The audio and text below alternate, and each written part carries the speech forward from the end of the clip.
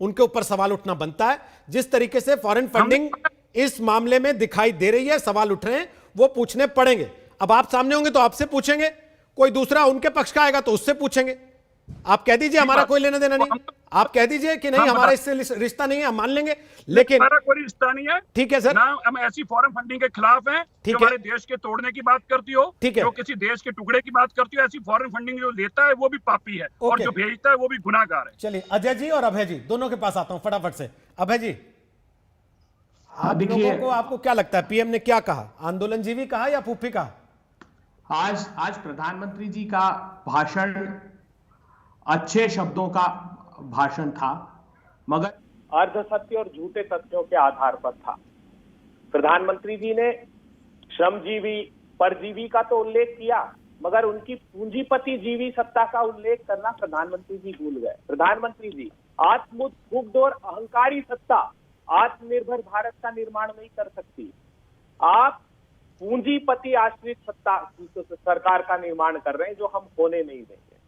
हम आपको साफ कर देना चाहते हैं प्रधानमंत्री जी, आपने आज कुछ अवसरों की बात की 2014 के बाद जो आपने पैदा किए उसका उल्लेख किया, और आपने राष्ट्रकवि मैथिली शरण गुप्त की कविता को भी आज के संदर्भित विषय पर बताने की कोशिश की। तो मैं भी सिर्फ 3 लाइन उनकी आज के संदर्भ में आपकी सत्ता पर मैथिली शरण गुप्त क्या कहते, वो कहते आपने तो अवसर सिर्फ पूंजीपतियों के लिए गढ़ा है, किसान तो चौराहे पर अपना हक मांगता पड़ा है, आपका कार्यक्षेत्र सत्ता के स्वार्थों से भरा है, पल पल है अनमोल, उठ भारत आंखें खोल।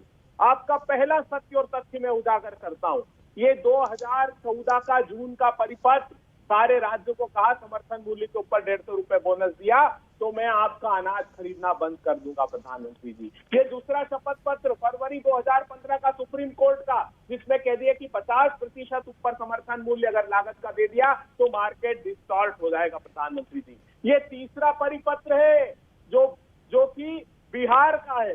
बिहार ने एक प्रेम पत्र लिखा प्रधानमंत्री जी आपको, उसकी एक लाइन में आपको बता देता हूं।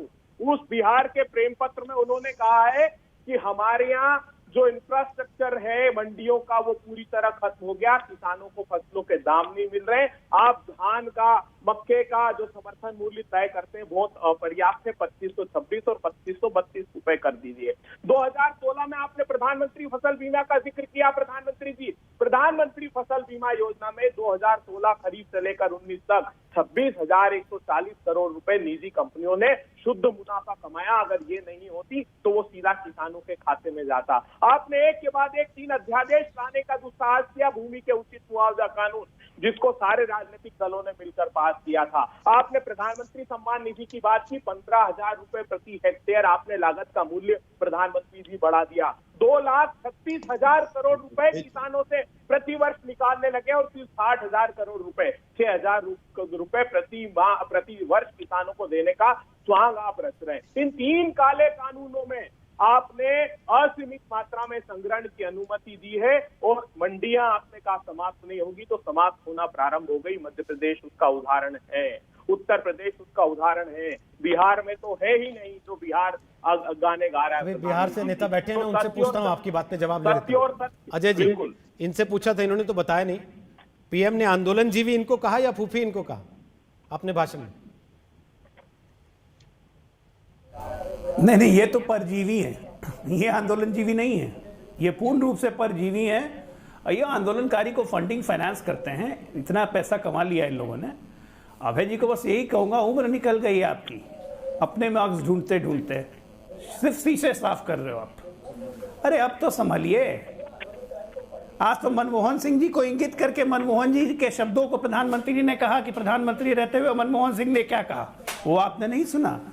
There is a need for an integrated big market where all the farmers can capitalize on goods. वो बात तो आपने नहीं सुनी। क्या वो तीनों कानून उसमें नहीं इंक्लूडेड थे? माननीय प्रवक्ता महोदय कांग्रेस के, जब एक बात सुना कीजिए तो सब बातें सुना कीजिए। आइए क्यों भूल जाते हैं कि आप विपक्ष में हैं लेकिन आप सत्ताधारी दल रह चुके हैं 60 वर्ष। ये सत्ता तो आएगी जाएगी, देश चलना चाहिए ना। रिफॉर्म की कोशिश तो आपने भी की है किसानों की, ये भी प्रधानमंत्री ने आपकी पीठ थपथपाई। प्रधानमंत्री ने तो इतना तक कहा कि चलो अच्छा है, मोदी तो वही कर रहा है जो मनमोहन सिंह ने राह दिखाई। लेकिन आप लोग निराशा कुंठा से इतने ग्रसित हो गए हैं कि मोदी का नाम सुनते ही आप लोग को मिर्ची लगने लगती है। अरे अच्छा काम देश के लिए हो रहा है, ऐसे क्यों नहीं चेंज करेंगे ऐसे कानून को जिसके कारण पिछले 70 वर्षों में आपके नेता कहते थे कि लगभग 1.5 लाख किसानों ने खुदकुशी कर ली, कानून बदलने की जरूरत